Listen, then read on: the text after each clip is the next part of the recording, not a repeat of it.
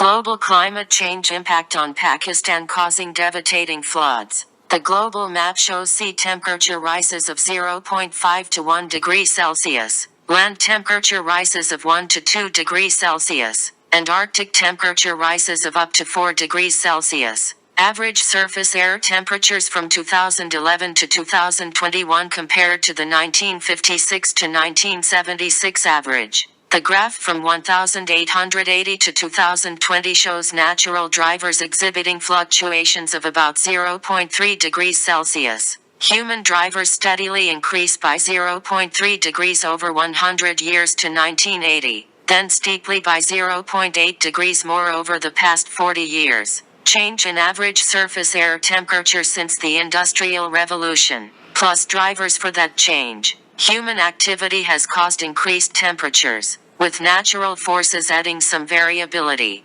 Contemporary climate change includes both global warming and its impacts on Earth's weather patterns. There have been previous periods of climate change, but the current rise in global average temperature is more rapid and is primarily caused by humans. Burning fossil fuels adds greenhouse gases to the atmosphere, most importantly carbon dioxide, CO2, and methane. Smaller contributions come from agriculture, industrial processes, and forest loss. Greenhouse gases warm the air by absorbing heat radiated by the Earth, trapping the heat near the surface. Greenhouse gas emissions amplify this effect, causing the Earth to take in more energy from sunlight than it can radiate back into space. Due to climate change, deserts are expanding, while heat waves and wildfires are becoming more common. Increased warming in the Arctic has contributed to melting permafrost, glacial retreat and sea ice loss. Higher temperatures are also causing more intense storms,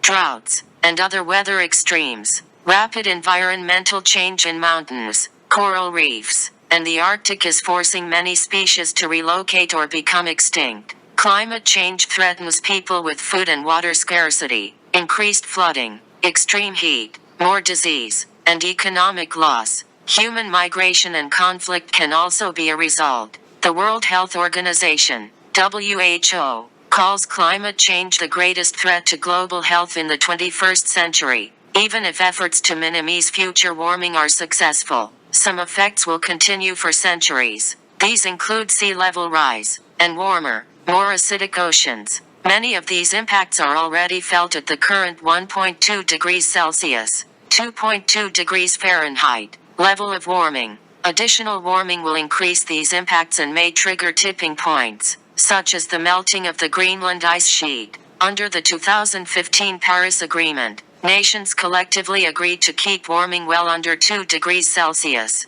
However, with pledges made under the agreement, global warming would still reach about 2.7 degrees Celsius, 4.9 degrees Fahrenheit, by the end of the century. Limiting warming to 1.5 degrees Celsius will require halving emissions by 2030 and achieving net zero emissions by 2050. Some effects of climate change. Clockwise from top left. Wildfire intensified by heat and drought. Worsening droughts compromising water supplies, and bleaching of coral caused by ocean acidification and heating. Making deep cuts in emissions will require switching away from burning fossil fuels and towards using electricity generated from low-carbon sources. This includes phasing out coal-fired power plants, vastly increasing use of wind, solar, and other types of renewable energy, and taking measures to reduce energy use. Electricity generated from non-carbon emitting sources will need to replace fossil fuels for powering transportation,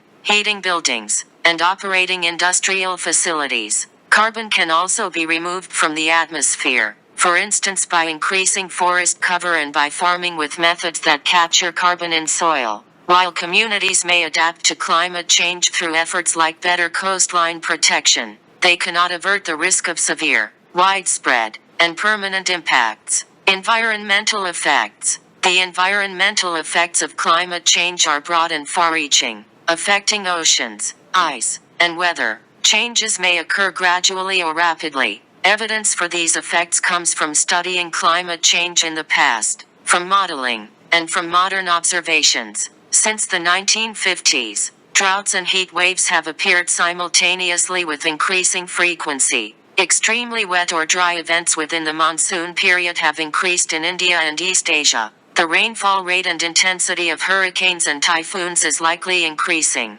and the geographic range likely expanding poleward in response to climate warming. Frequency of tropical cyclones has not increased as a result of climate change. Historical sea level reconstruction and projections up to 2100 published in 2017 by the U.S. Global Change Research Program. Global sea level is rising as a consequence of glacial melt of the ice sheets in Greenland and Antarctica, and thermal expansion. Between 1993 and 2020, the rise increased over time, averaging 3.3 plus or minus 0.3 millimeters per year. Over the 21st century, the IPCC projects that in a very high emissions scenario the sea level could rise by 61-110 cm. Increased ocean warmth is undermining and threatening to unplug Antarctic glacier outlets, risking a large melt of the ice sheet and the possibility of a 2-meter sea level rise by 2100 under high emissions. Climate change has led to decades of shrinking and thinning of the Arctic sea ice. While ice-free summers are expected to be rare at 1.5 degrees Celsius degrees of warming, they are set to occur once every 3 to 10 years at a warming level of 2 degrees Celsius. Higher atmospheric CO2 concentrations have led to changes in ocean chemistry. An increase in dissolved CO2 is causing oceans to acidify. In addition, oxygen levels are decreasing as oxygen is less soluble in warmer water. Dead zones in the ocean, regions with very little oxygen, are expanding too. Tipping points and long-term impacts. Greater degrees of global warming increase the risk of passing through tipping points, thresholds beyond which certain impacts can no longer be avoided even if temperatures are reduced. An example is the collapse of West Antarctic and Greenland ice sheets, where a temperature rise of 1.5 to 2 degrees Celsius may commit the ice sheets to melt. Although the time scale of melt is uncertain and depends on future warming, some large-scale changes could occur over a short time period, such as a shutdown of certain ocean currents like the Atlantic Meridional Overturning Circulation, AMOC. Tipping points can also include irreversible damage to ecosystems like the Amazon rainforest and coral reefs. The long-term effects of climate change include further ice melt, ocean warming, sea level rise, and ocean acidification on the timescale of centuries to millennia. The magnitude of climate change will be determined primarily by anthropogenic CO2 emissions. This is due to CO2's long atmospheric lifetime. Oceanic CO2 uptake is slow enough that ocean acidification will continue for hundreds to thousands of years. These emissions are estimated to have prolonged the current interglacial period by at least 100,000 years. Sea level rise will continue over many centuries,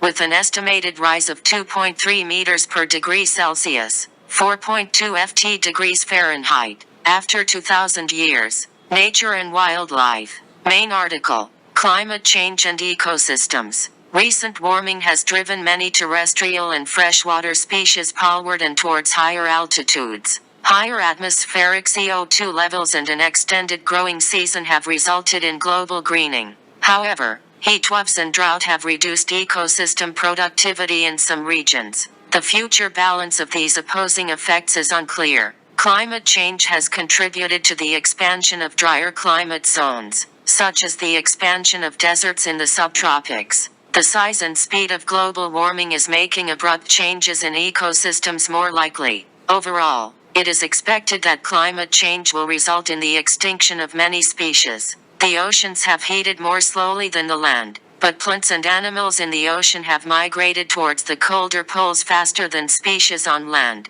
Just as on land, heat waves in the ocean occur more frequently due to climate change, harming a wide range of organisms such as corals, kelp, and seabirds. Ocean acidification makes it harder for organisms such as mussels, barnacles and corals to produce shells and skeletons, and heatwaves have bleached coral reefs. Harmful algal blooms enhanced by climate change and eutrophication lower oxygen levels, disrupt food webs and cause great loss of marine life. Coastal ecosystems are under particular stress. Almost half of global wetlands have disappeared due to climate change and other human impacts. Humans. Main article. Effects of climate change. Further information. Effects of climate change on human health. Climate security. Economics of climate change. And effects of climate change on agriculture. The IPCC 6th Assessment Report, 2021. Projects that extreme weather will be progressively more common as the Earth warms. The effects of climate change on humans have been observed worldwide. They are mostly due to warming and shifts in precipitation. Impacts can now be observed on all continents and ocean regions, with low latitude, less developed areas facing the greatest risk. Continued warming has potentially severe, pervasive and irreversible impacts for people and ecosystems. The risks are unevenly distributed, but are generally greater for disadvantaged people in developing and developed countries. Food and health. The WHO has classified climate change as the greatest threat to global health in the 21st century. Extreme weather leads to injury and loss of life, and crop failures to undernutrition. Various infectious diseases are more easily transmitted in a warmer climate, such as dengue fever and malaria. Young children are the most vulnerable to food shortages. Both children and older people are vulnerable to extreme heat. The World Health Organization, WHO, has estimated that between 2030 and 2050, climate change would cause around 250,000 additional deaths per year. They assessed deaths from heat exposure in elderly people, increases in diarrhea, malaria, dengue, coastal flooding, and childhood undernutrition. Over 500,000 more adult deaths are projected yearly by 2050 due to reductions in food availability and quality. By 2100, 50% to 75% of the global population may face climate conditions that are life-threatening due to combined effects of extreme heat and humidity. Climate change is affecting food security. It has caused reduction in global yields of maize, wheat,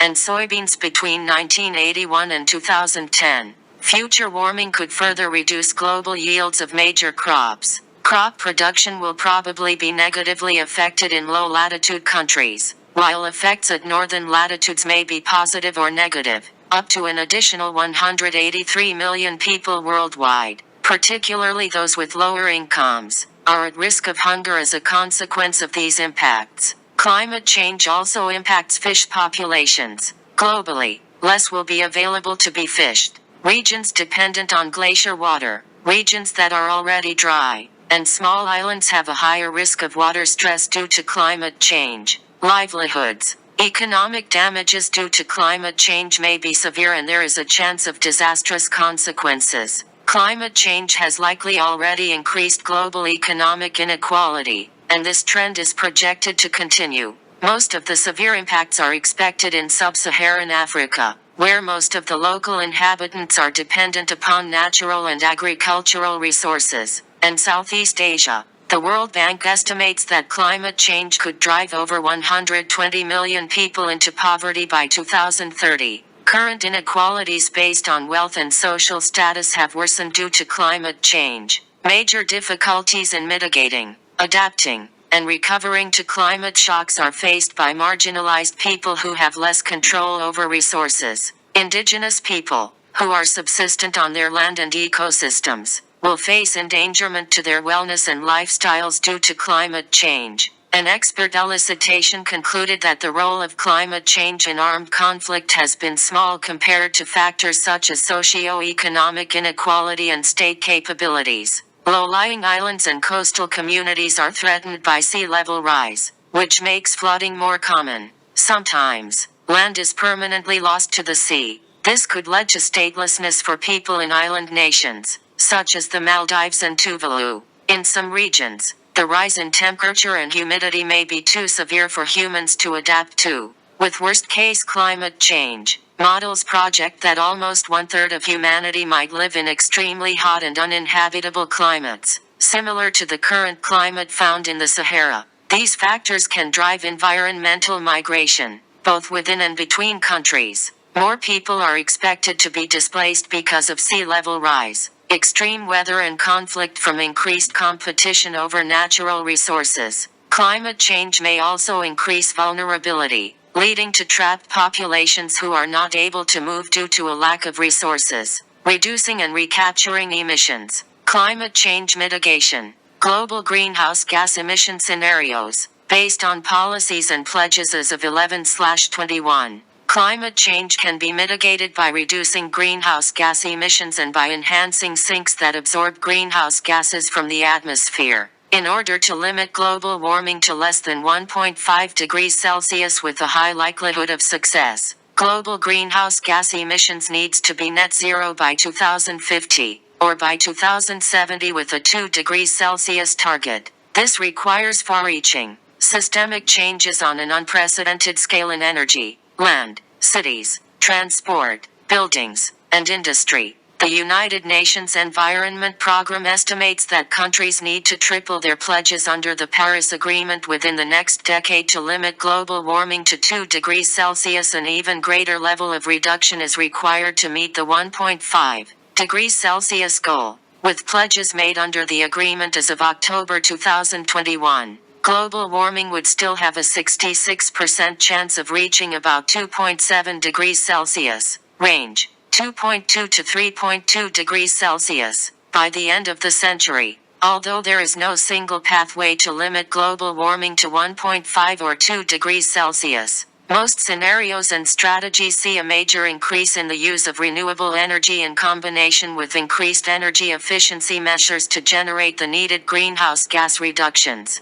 to reduce pressures on ecosystems and enhance their carbon sequestration capabilities. Changes would also be necessary in agriculture and forestry, such as preventing deforestation and restoring natural ecosystems by reforestation. Other approaches to mitigating climate change have a higher level of risk. Scenarios that limit global warming to 1.5 degrees Celsius typically project the large-scale use of carbon dioxide removal methods over the 21st century. There are concerns, though, about over-reliance on these technologies, and environmental impacts. Solar radiation management, SRM, is also a possible supplement to deep reductions in emissions. However, SRM would raise significant ethical and legal issues, and the risks are poorly understood. Clean energy, main articles, sustainable energy and sustainable transport. Coal, oil, and natural gas remain the primary global energy sources even as renewables have begun rapidly increasing.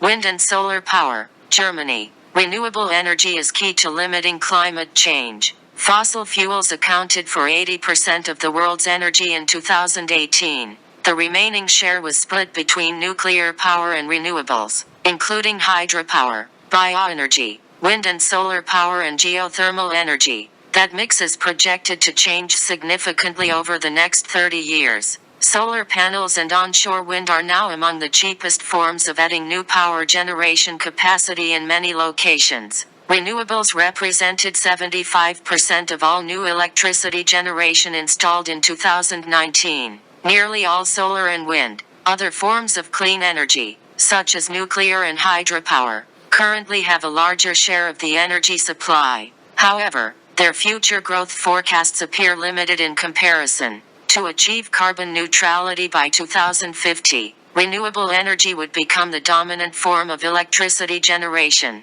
rising to 85% or more by 2050 in some scenarios. Investment in coal would be eliminated and coal use nearly phased out by 2050. Electricity would also need to become the main energy source for heating and transport. In transport, emissions can be reduced fast by a switch to electric vehicles. Public transport and active transport, cycling and walking, also produce less CO2. For shipping and flying, low-carbon fuels can be used to reduce emissions. Heating would be increasingly decarbonized with technologies like heat pumps. There are obstacles to the continued rapid growth of clean energy, including renewables. For wind and solar, there are environmental and land use concerns for new projects. Wind and solar also produce energy intermittently and with seasonal variability. Traditionally, hydro dams with reservoirs and conventional power plants have been used when variable energy production is low.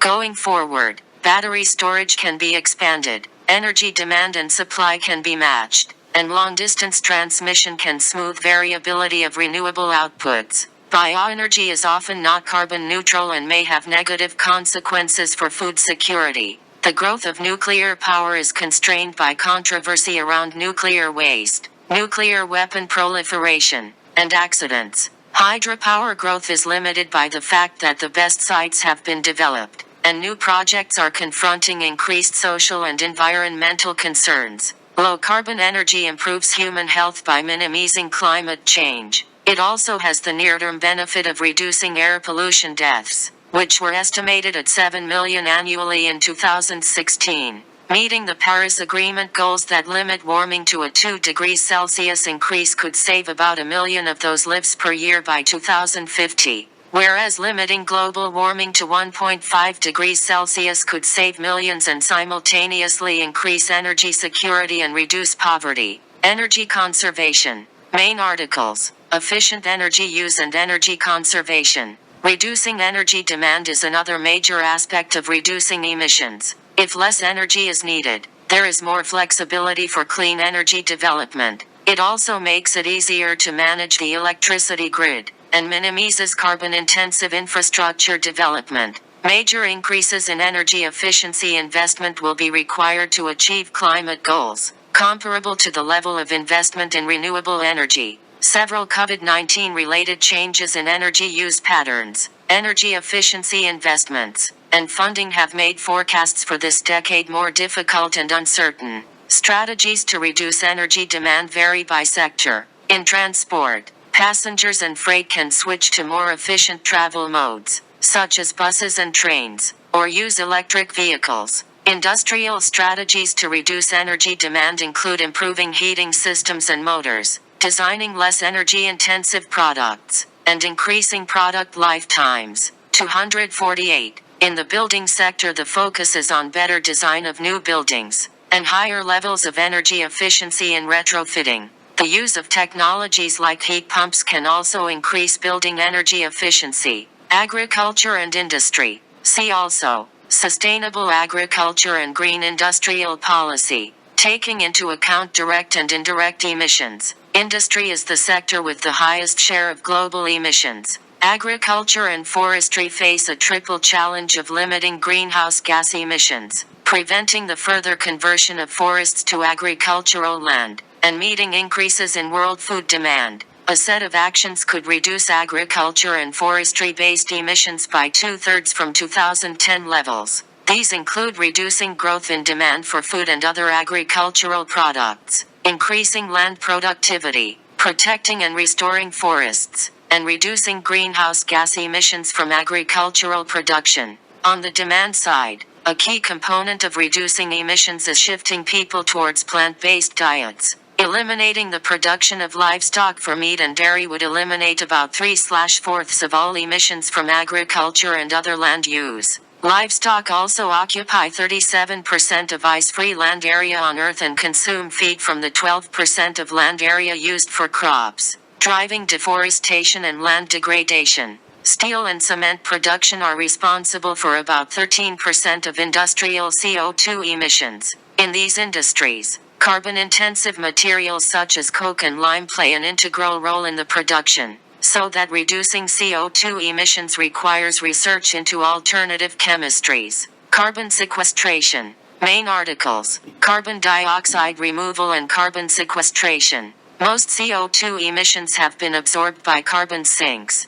including plant growth, soil uptake, and ocean uptake. 2020 Global Carbon Budget. Natural carbon sinks can be enhanced to sequester significantly larger amounts of CO2 beyond naturally occurring levels. Reforestation and tree planting on non-forest lands are among the most mature sequestration techniques, although the latter raises food security concerns. Farmers can promote sequestration of carbon in soils through practices such as use of winter cover crops, reducing the intensity and frequency of tillage, and using compost and manure as soil amendments. Restoration recreation of coastal wetlands and seagrass meadows increases the uptake of carbon into organic matter. Blue carbon. When carbon is sequestered in soils and in organic matter such as trees, there is a risk of the carbon being released into the atmosphere later through changes in land use, fire, or other changes in ecosystems. Where energy production or CO2-intensive heavy industries continue to produce waste CO2, the gas can be captured and stored instead of released to the atmosphere. Although its current use is limited in scale and expensive, carbon capture and storage, CCS, may be able to play a significant role in limiting CO2 emissions by mid-century. This technique, in combination with bioenergy, BECCS, can result in net negative emissions. CO2 is drawn from the atmosphere. It remains highly uncertain whether carbon dioxide removal techniques, such as BECCS, will be able to play a large role in limiting warming to 1.5 degrees Celsius. Policy decisions that rely on carbon dioxide removal increase the risk of global warming rising beyond international goals. Adapting to a changing climate. Adaptation is the process of adjustment. Adapting to a changing climate. Adaptation is the process of adjustment to current or expected changes in climate and its effects. Without additional mitigation, adaptation cannot avert the risk of severe, widespread and irreversible impacts. More severe climate change requires more transformative adaptation, which can be prohibitively expensive. The capacity and potential for humans to adapt is unevenly distributed across different regions and populations, and developing countries generally have less. The first 2 decades of the 21st century saw an increase in adaptive capacity in most low and middle-income countries with improved access to basic sanitation and electricity, but progress is slow. Many countries have implemented adaptation policies. However, there is a considerable gap between necessary and available finance. Adaptation to sea level rise consists of avoiding at-risk areas, learning to live with increased flooding and protection. If that fails, managed retreat may be needed. There are economic barriers for tackling dangerous heat impact. Avoiding strenuous work or having air conditioning is not possible for everybody. In agriculture, adaptation options include a switch to more sustainable diets, diversification, erosion control and genetic improvements for increased tolerance to a changing climate. Insurance allows for risk sharing, but is often difficult to get for people on lower incomes. Education, migration and early warning systems can reduce climate vulnerability. Ecosystems adapt to climate change, a process that can be supported by human intervention. By increasing connectivity between ecosystems, species can migrate to more favorable climate conditions. Species can also be introduced to areas acquiring a favorable climate. Protection and restoration of natural and semi-natural areas helps build resilience, making it easier for ecosystems to adapt. Many of the actions that promote adaptation in ecosystems also help humans adapt via ecosystem-based adaptation. For instance, restoration of natural fire regimes makes catastrophic fires less likely, and reduces human exposure. Giving rivers more space allows for more water storage in the natural system, reducing flood risk. Restored forest acts as a carbon sink, but planting trees in unsuitable regions can exacerbate climate impacts. There are synergies and trade-offs between adaptation and mitigation. Adaptation often offers short-term benefits, whereas mitigation has longer-term benefits. Increased use of air conditioning allows people to better cope with heat, but increases energy demand. Compact urban development may lead to reduced emissions from transport and construction. At the same time, it may increase the urban heat island effect, leading to higher temperatures and increased exposure. Increased food productivity has large benefits for both adaptation and mitigation. Politics of climate change. The Climate Change Performance Index ranks countries by greenhouse gas emissions. 40% of score. Renewable energy, 20%. Energy use, 20%. And climate policy, 20%. High, medium, low, very low. Countries that are most vulnerable to climate change have typically been responsible for a small share of global emissions. This raises questions about justice and fairness. Climate change is strongly linked to sustainable development. Limiting global warming makes it easier to achieve sustainable development goals, such as eradicating poverty and reducing inequalities. The connection is recognized in Sustainable Development Goal 13, which is to take urgent action to combat climate change and its impacts. The goals on food, Clean water and ecosystem protection have synergies with climate mitigation. The geopolitics of climate change is complex. It has often been framed as a free rider problem, in which all countries benefit from mitigation done by other countries, but individual countries would lose from switching to a low-carbon economy themselves. This framing has been challenged. For instance, the benefits of a coal phase-out to public health and local environments exceed the costs in almost all regions. Furthermore, net importers of fossil fuels win economically from switching to clean energy, causing net exporters to face stranded assets, fossil fuels they cannot sell. Policy options. A wide range of policies, regulations, and laws are being used to reduce emissions. As of 2019, carbon pricing covers about 20% of global greenhouse gas emissions. Carbon can be priced with carbon taxes and emissions trading systems. Direct global fossil fuel subsidies reached $319 billion in 2017, and $5.2 trillion when indirect costs such as air pollution are priced in. Ending these can cause a 28% reduction in global carbon emissions and a 46% reduction in air pollution deaths.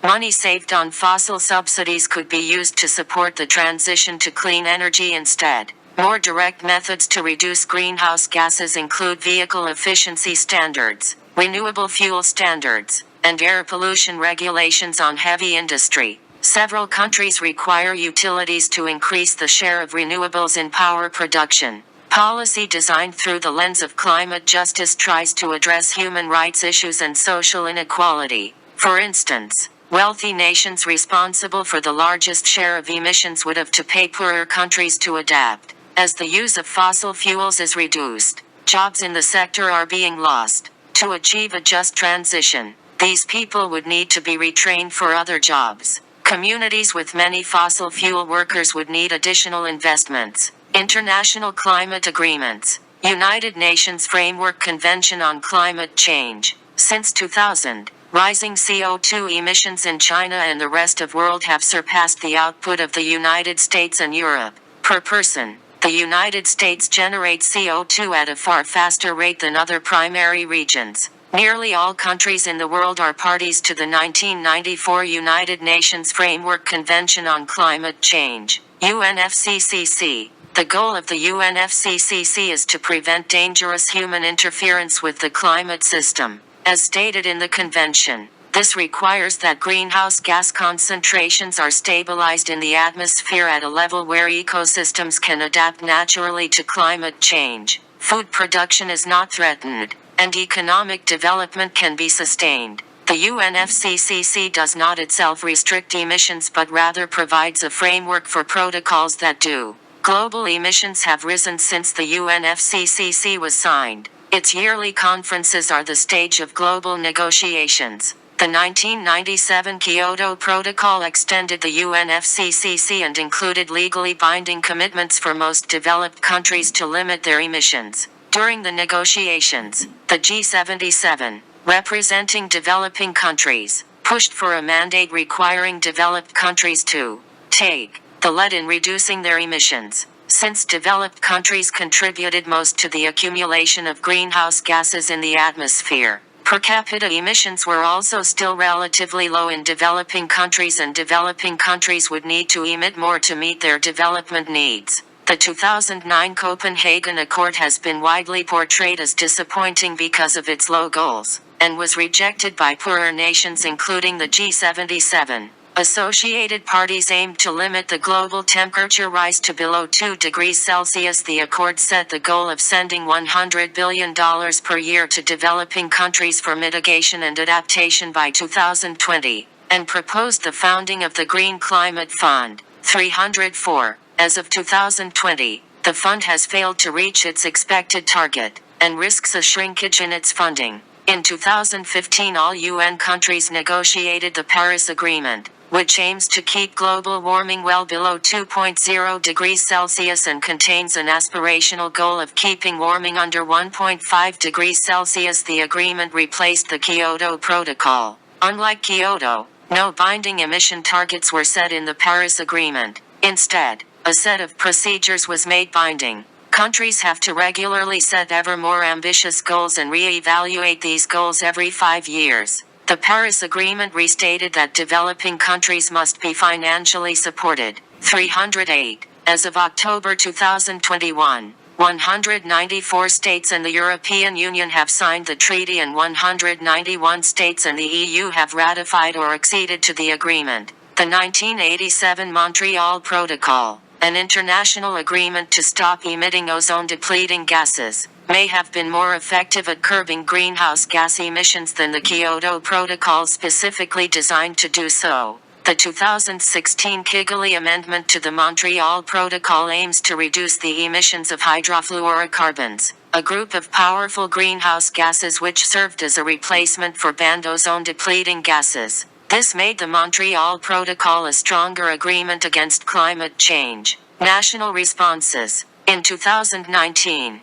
the United Kingdom Parliament became the first national government to declare a climate emergency. Other countries and jurisdictions followed suit. That same year, the European Parliament declared a climate and environmental emergency. The European Commission presented its European Green Deal with the goal of making the EU carbon neutral by 2050. Major countries in Asia have made similar pledges. South Korea and Japan have committed to become carbon neutral by 2050, and China by 2060. In 2021, the European Commission released its Fit for 55 legislation package, which contains guidelines for the car industry. All new cars on the European market must be zero-emission vehicles from 2035. While India has strong incentives for renewables, it also plans a significant expansion of coal in the country. As of 2021, based on information from 48 national climate plans, which represent 40% of the parties to the Paris Agreement, estimated total greenhouse gas emissions will be 0.5% lower compared to 2010 levels,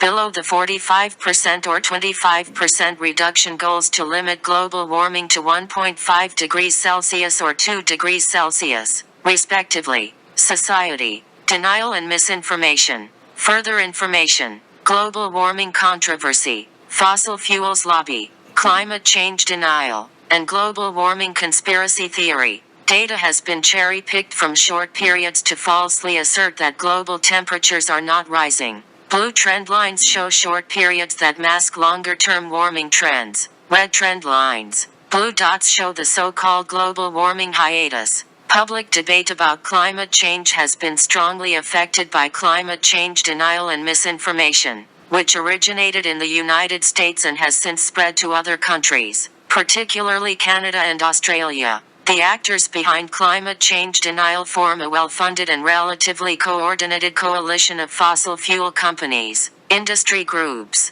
conservative think tanks, and contrarian scientists. Like the tobacco industry, the main strategy of these groups has been to manufacture doubt about scientific data and results. Many who deny, dismiss, or hold unwarranted doubt about the scientific consensus on anthropogenic climate change are labeled as climate change skeptics, which several scientists have noted is a misnomer. There are different variants of climate denial. Some deny that warming takes place at all. Some acknowledge warming but attribute it to natural influences, and some minimize the negative impacts of climate change. Manufacturing uncertainty about the science later developed into a manufactured controversy, creating the belief that there is significant uncertainty about climate change within the scientific community in order to delay policy changes. Strategies to promote these ideas include criticism of scientific institutions, and questioning the motives of individual scientists. An echo chamber of climate-denying blogs and media has further fomented misunderstanding of climate change. Public awareness and opinion. Further information. Climate communication. Media coverage of climate change, and public opinion on climate change. The public substantially underestimates the degree of scientific consensus that humans are causing climate change. Studies from 2019 to 2021 found scientific consensus to range from 98.7 to 100%. Climate change came to international public attention in the late 1980s. Due to media coverage in the early 1990s, People often confuse climate change with other environmental issues like ozone depletion. In popular culture, the climate fiction movie The Day After Tomorrow, 2004, and the Al Gore documentary An Inconvenient Truth, 2006, focused on climate change. Significant regional, gender, age and political differences exist in both public concern for, and understanding of, climate change. More highly educated people, and in some countries, women and younger people, were more likely to see climate change as a serious threat. Partisan gaps also exist in many countries, and countries with high CO2 emissions tend to be less concerned. Views on causes of climate change vary widely between countries. Concern has increased over time, to the point where in 2021 a majority of citizens in many countries express a high level of worry about climate change, or view it as a global emergency. Higher levels of worry are associated with stronger public support for policies that address climate change. Climate movement. Main articles. Climate movement and climate change litigation. Climate protests demand that political leaders take action to prevent climate change. They can take the form of public demonstrations, fossil fuel divestment, lawsuits and other activities. Prominent demonstrations include the school strike for climate. In this initiative, young people across the globe have been protesting since 2018 by skipping school on Fridays, inspired by Swedish teenager Greta Thunberg. Mass civil disobedience actions by groups like Extinction Rebellion have protested by disrupting roads and public transport. Litigation is increasingly used as a tool to strengthen climate action from public institutions and companies. Activists also initiate lawsuits which target governments and demand that they take ambitious action or enforce existing laws on climate change. Lawsuits against fossil fuel companies generally seek compensation for loss and damage. Climate change likely worsened Pakistan's devastating floods. A new analysis finds that extreme rainfall has intensified across Pakistan and could become even more severe as the planet heats up. Climate change likely worsened the devastating floods that inundated Pakistan this summer, according to a new scientific analysis. Extreme rainfall has intensified across the country, and warming probably played a role. The study also finds that these kinds of extreme rainfall events may grow even more severe as the planet gets hotter. The findings were published Wednesday by the Science Consortium World Weather Attribution, an international initiative specializing in the links between climate change and extreme weather events. The research team included an international group of experts, including researchers in Pakistan. The new analysis investigates one of Pakistan's worst flooding events on record. Unusually strong monsoon rains pounded the country for much of the summer, and August brought more than 3 times its usual rainfall for the month. Pakistan's southernmost provinces, Sindh and Balochistan, felt the worst of it. They each experienced their wettest August on record, with 7 to 8 times their normal rainfall. The intense rains swelled the Indus River and triggered widespread flash floods, submerging large swaths of the country underwater.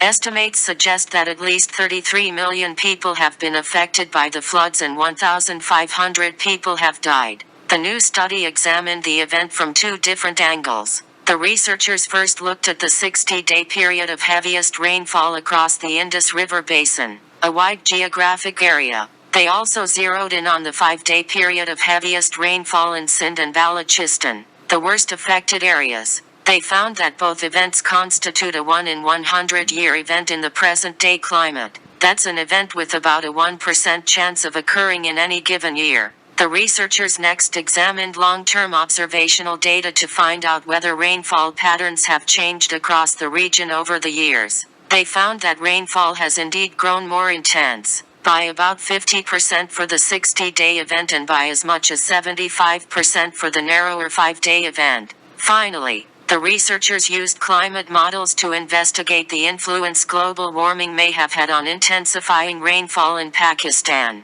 Models allow scientists to compare 2 sets of simulations, one representing the present-day climate and one representing a hypothetical world without any human-caused global warming. The models generally suggested that climate change has increased the 5-day rainfall totals in Sindh and Balochistan, upping them by as much as 50%. Monsoon rainfall in Pakistan is highly variable from one year to the next, partly because of the local geography and partly because these rains can be strongly influenced by temporary climate fluctuations, like La Nina events. As a result, climate models have some difficulties simulating monsoon rainfall across Pakistan, and that makes it hard to say with certainty how much of a role climate change has played. That said, observations show that rainfall has intensified across the region over time, and scientists know, in theory, how warming should be physically affecting atmospheric moisture and rainfall patterns in this part of the world.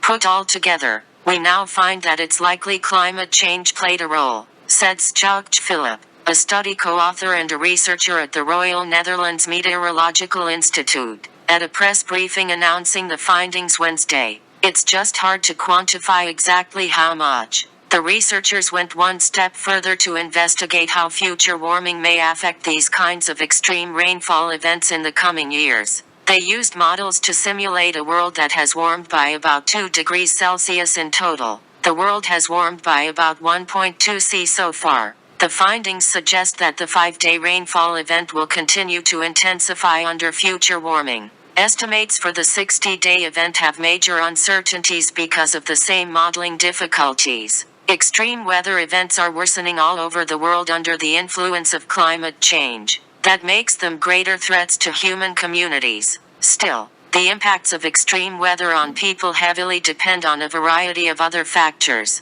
including socio-economic conditions, early warning systems and disaster management plans. World weather attribution analyses typically examine these factors as well. The new analysis notes that the devastating impact of this summer's floods were driven by a range of factors. Many affected communities were in close proximity to floodplains and were made more vulnerable by high poverty rates. The report also cites inadequate infrastructure and outdated river management plans, and it suggests that top-down disaster management plans may result in a disconnect between policies devised at top governmental levels and the concerns of communities at local levels. Some experts also suggest that the legacy of colonial rule in Pakistan has, to this day, influenced the country's engineering and water management strategies and affected its vulnerability to disasters like floods. It is important to remember that the disaster was a result of vulnerability constructed over a number of years, and it shouldn't be seen ahistorically as the outcome of one kind of sudden or sporadic weather event.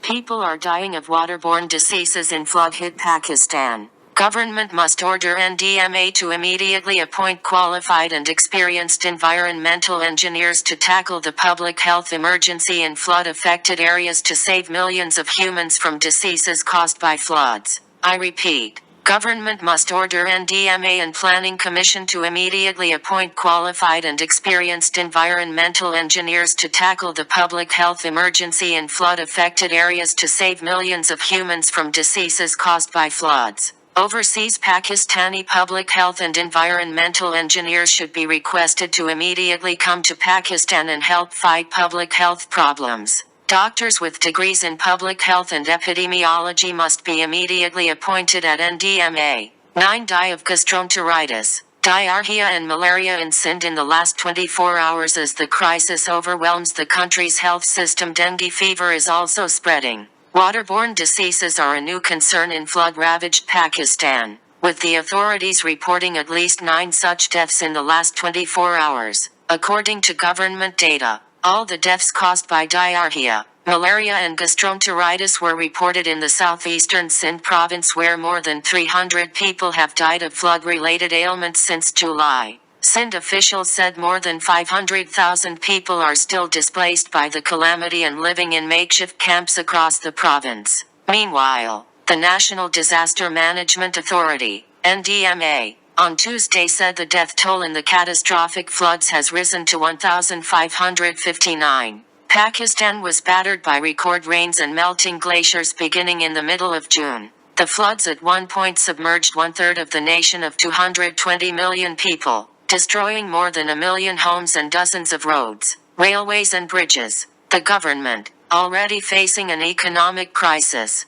estimates the total financial losses due to the floods at $30 billion and has appealed to the global community for help. Floods victims can be seen standing beside their tents at relief camps. Officials in Sindh, home to 48 million people, said more than 137,000 cases of diarrhea, over 10,000 cases of dysentery and at least 4,000 confirmed cases of malaria were reported in the province this month, adding that they have set up 450 medical camps to tackle the health crisis. The biggest challenge we are facing is because of malaria and gastroenteritis. We don't have enough protective nets or medical kits to detect malaria. Relief organizations and the government are regularly supplying us with required material, but the magnitude of the problem is just so huge. Amjad Mastoy, a health official in Sindh's Dadu district, said. Shanaz Salangi, a 53-year-old teacher in Sindh's Nashero Feroz district, said his family was not receiving much help from the government. 2 of my children, 12 and 18 years old, have malaria for the last 2 weeks. We have run out of tablets. The fever breaks at times but returns in the evening. Salangi said his family of 12 members is living in a makeshift house they built on higher ground after their village was swept away a month ago. We don't have any family in other cities, so we, along with few others from our village, decided to stay back, he said. Last week, the World Health Organization, WHO, Chief Tedros Adhanom Ghebreyesus warned of a looming health disaster in Pakistan. I am deeply concerned about the potential for a second disaster in Pakistan, a wave of disease and death following this catastrophe, linked to climate change, that has severely impacted vital health systems, leaving millions vulnerable, he said in a statement. The WHO chief said pregnant women were at risk in the affected areas. All this means more unsafe births, more untreated diabetes or heart disease, and more children missing vaccination, to name but a few of the impacts on health, he said. The United Nations Population Fund in August cautioned that more than 650,000 pregnant women in flood-affected areas require urgent maternal health services, with at least 73,000 women expected to give birth in September. Dr. Khalid Memon, a health official in Sindh, said they are compiling data on pregnant women taking refuge in makeshift camps. Our district health officers are deployed across all the affected areas, and so far we have registered at least 9,500 pregnant women, he said, adding that expecting mothers were being given food supplements and anti-tetanus vaccines. Sindh's Health Minister Dr. Asra Fazil Pachuho said many villages remain inaccessible and a true picture of the spread of disease and displacement of people will only emerge once the waters recede. Floods have drowned most roads and highways. Boats are being deployed as not just means to rescue people but also as mobile health camps. They are also asking medical universities to send their final year students for assisting in flood relief efforts. Things, and I've never seen anything like this. And I have, as you've mentioned, been to Pakistan many times. I came first because of the generosity the Pakistani people have shown the people of Afghanistan over the years, and as a host country. It's often the countries that don't have as much that give more than so many other countries. And now at this time we see it's the countries that cause less damage to the environment that are now bearing the brunt of the disaster and the pain and the death. I am absolutely with you in pushing the international community to do more. I feel like we say that often. We speak of aid appeals and relief and support, but this is something very, very different. I think this is a real wake-up call to the world about where we are at the climate change is not only real and it's not only coming, it's very much here. And even as somebody who's been a part of humanitarian aid for years, we often look at a crisis and we think of how to solve it, what we can do, what to rebuild, or how to help the children, or food. And now we're in a situation like this where it is, the needs are so great, and truly every effort is either a life or death for so many people.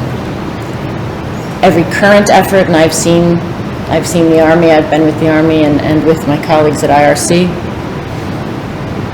and I've seen those lives who were saved, but I've also seen those who I've been speaking to people and thinking if enough aid doesn't come, they won't be here in the next few weeks. They won't make it. Too many children, so malnourished, and then even if they make it through these next months with the winter coming and the destruction of the crops and the hard reality, I'm overwhelmed, but I don't even feel it's fair to say that because I'm not living this, so I just simply try to speak out and help. I really can't imagine what it feels like to be there. I see the very thought out, beyond this, to not only the emergency, but what to do, and all that it's going to take. And I'm here as a friend to Pakistan and to the many warm friends and relationships I have here, and will continue to return. My heart is very, very much with people at this time. Many things, and I've never seen anything like this. And I have, as you've mentioned, been to Pakistan many times. I came first because of the generosity the Pakistani people have shown the people of Afghanistan over the years, and as a host country. It's often the countries that don't have as much that give more than so many other countries. And now at this time we see it's the countries that cause less damage to the environment that are now bearing the brunt of the disaster and the pain and the death. I am absolutely with you in pushing the international community to do more. I feel like we say that often. We speak of aid appeals and relief and support, but this is something very, very different. I think this is a real wake-up call to the world about where we are at. The climate change is not only real and it's not only coming, it's very much here. And even as somebody who's been a part of humanitarian aid for years, we often look at a crisis and we think of how to solve it, what we can do, what to rebuild, or how to help the children, or food. And now we're in a situation like this where it is, the needs are so great, and truly every effort is either a life or death for so many people. Every current effort, and I've seen the Army, I've been with the Army and with my colleagues at IRC, and I've seen those lives who were saved, but I've also seen those who I've been speaking to people and thinking if enough aid doesn't come, they won't be here in the next few weeks. They won't make it. Too many children, so malnourished, and then even if they make it through these next months with the winter coming and the destruction of the crops and the hard reality, I'm overwhelmed, but I don't even feel it's fair to say that because I'm not living this, so I just simply try to speak out and help. I really can't imagine what it feels like to be there. I see the very thought out, beyond this, to not only the emergency, but what to do, and all that it's going to take. And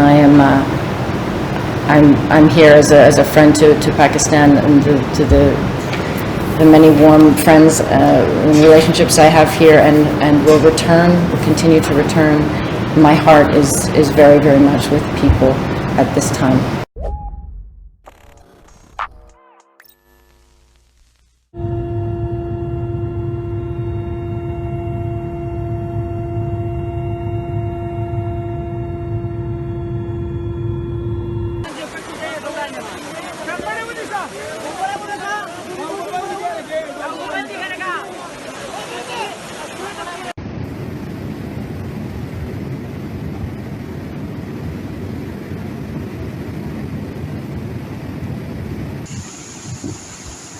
خدا خیر خدا خیر خدا خیر خدا خیر بیمده بیمده بیمده بیمده بیمده لاله عزیز ما بیمده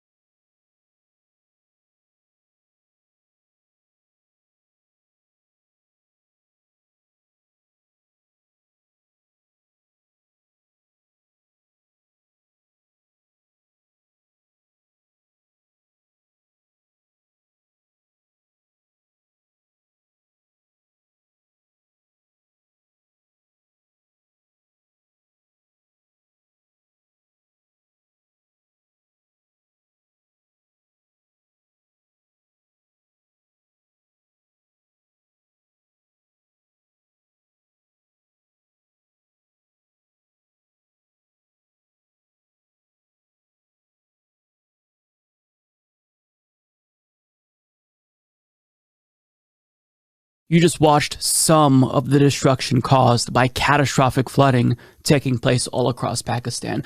And currently 33% of the country is experiencing flooding, and tens of millions of citizens have been displaced as a result of flooding. We're looking at a humanitarian disaster on a massive scale. And to really put things into perspective, I want to look at some satellite images taken on August 28th that really capture the sheer enormity of the flooding. This is courtesy of Axios. So as you can see here, these are village fields in Rajanpur, and these were taken by Maxar. And you can see the village before flooding, and then after flooding, the entire village is nearly submerged with water coming up to the buildings. Now here's another look at fields in Rajanpur. Just completely devastating on an unfathomable scale. Now, this was the Indus River before and after flooding. As you can see, massive difference. Now, finally, these are fields and homes along the Indus River in Rajasthan, and it's been a catastrophe, needless to say. And I just want to emphasize this is an ongoing disaster, and this is a climate change-induced disaster. Now, for more details, we go to Common Dreams, where Julia Conley explains, with hundreds of thousands of people displaced, more than 4 million crops destroyed, and nearly 1 million homes demolished or severely damaged, Pakistani officials and rights campaigners on Monday called for a major international aid push following flooding throughout the country, fueled by the fossil fuel-driven climate emergency and an unprecedented season of monsoon rains. More than 30 million people are in urgent need of help, the International Rescue Committee said after conducting a rapid needs assessment 3 days after the Pakistani government declared the flooding, which has killed more than 1,000 people, a national emergency. Both the IRC and government officials have explicitly linked the flooding to the climate crisis, with IRC country director Shabnam Balik noting, despite producing less than 1% of the world's carbon footprint, the country is suffering the consequences of the world's inaction and stays in the top 10% countries facing the consequences amid a monsoon season which has so far seen 784% and 500% more rains than average in Sindh and Balochistan provinces, respectively. The IRC is anticipating a sharp rise in food insecurity, as 71% of Pakistanis surveyed by the group are already without access to sufficient clean drinking water. So to say that the situation is bad is an understatement. Now here's some facts. These are just preliminary statistics, all subject to change. These are estimates, so take all of them with a grain of salt. By the time that you see this video, these will likely have been revised. But here's what we know so far. As the article pointed out, more than 1,000 people have been killed. I believe the current estimate is around 1,400, but again, that's just an approximation. Take that with a grain of salt. Over 30 million people have been displaced. The highest estimate that I've seen is 50 million. Now, when you consider that the total population of Pakistan is 226 million as of 2020, we're looking at almost a quarter of their entire population being displaced. Imagine how many people this affected. It's hard to grasp how bad this is. As I stated earlier, 33% of the entire country has been flooded. 63% of pregnant and lactating women are considered extremely vulnerable. 40% of people don't have access to critical health care, which is something that is a necessity at this time, considering the fact that IRC reports that they're seeing increase in skin infections, malaria, and cases of people having diarrhea. So it's bad. Now, I want to go to a statement from Pakistani's climate minister because what they say is really important. Pakistani climate minister Sherry Raymond did not mince words Monday as she pointed out the link between the climate crisis and the suffering of the tens of millions of people directly affected by the flooding. Quote, "This is very far from a normal monsoon season. It is a climate dystopia at our doorstep," Raymond told Agence France Presse. "We are at the moment at the ground zero of the front line of extreme weather events in an unrelenting cascade of heat waves, forest fires, flash floods, multiple glacial lake outbursts, flood events, and now the monster monsoon of the decade is wreaking nonstop havoc throughout the country." And she's absolutely correct. Now, the problem is that things like this, extreme weather events, are going to get a lot worse, especially considering a study that was released on Monday, which essentially states that the rise of ocean sea levels is accelerating. The Washington Post explains human-driven climate change has set in motion massive ice losses in Greenland that couldn't be halted even if the world stopped emitting greenhouse gases today, according to a study published Monday. The findings in the journal Nature Climate Change project that it is now inevitable that 3.3% of the Greenland ice sheet will melt, equal to 110 trillion tons of ice, the researchers said. That will trigger nearly a foot of global sea level rise. So what we're seeing in Pakistan, this is just the beginning. It's going to get worse. So when their climate minister says that this is a climate-induced dystopia, they're absolutely correct about that. And as the Common Dreams article stated, they are responsible for 1% of global greenhouse gas emissions. But countries that have benefited from industrialization and emitting the most CO2, like the United States, I think we bear a lot of responsibility for this. So we absolutely should be sending them aid and doing what we can to assist them. Because again, this is a humanitarian crisis on a huge, huge scale. And it's just, I don't know what to say about this. It's not like this is a one-off event where you can say, wow, this is unfortunate, but thankfully this isn't very frequent. Unfortunately, this is going to be a common phenomenon in our climate dystopian future. Now, if you want to take action and help, I'm going to link you to the International Rescue Committee where you can donate, and thank you to Emo Dragon on Twitter for recommending this organization. They're going to need all the help that they can get, so if you can chip in $1 or $2, then that will be much appreciated, I'm sure. So that's where we're at, where now, in this day and age, you can no longer deny the reality of anthropogenic climate change. It's right here, and it's affecting people in a substantial way. So anyone currently who still is denying the reality of climate change, like Tucker Carlson, who just did that the other day on his program, who said global cooling is the real issue. These people now are enemies of humanity. They don't care about the suffering. And as the Washington Post article citing that Nature climate change study pointed out, even if we stopped all greenhouse gas emissions today, we're still going to see the sea level rise. So what we've done is irreparable harm to our planet.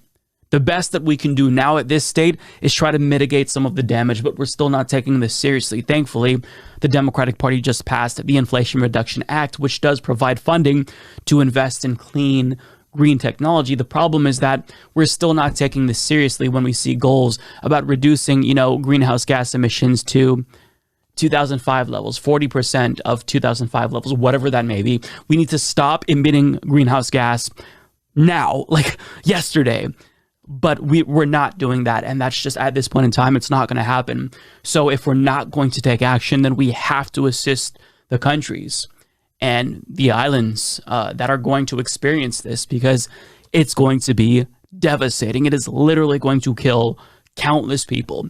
So if we're not going to do anything, we at least need to take responsibility and assist them and provide them with immediate aid, because this cannot stand. We cannot just allow them to suffer and do nothing when they didn't contribute as much as we did to this current crisis. I mean, they barely contributed, comparatively speaking. So we've got to do what we can to help them, and the U.S. government needs to take action right now.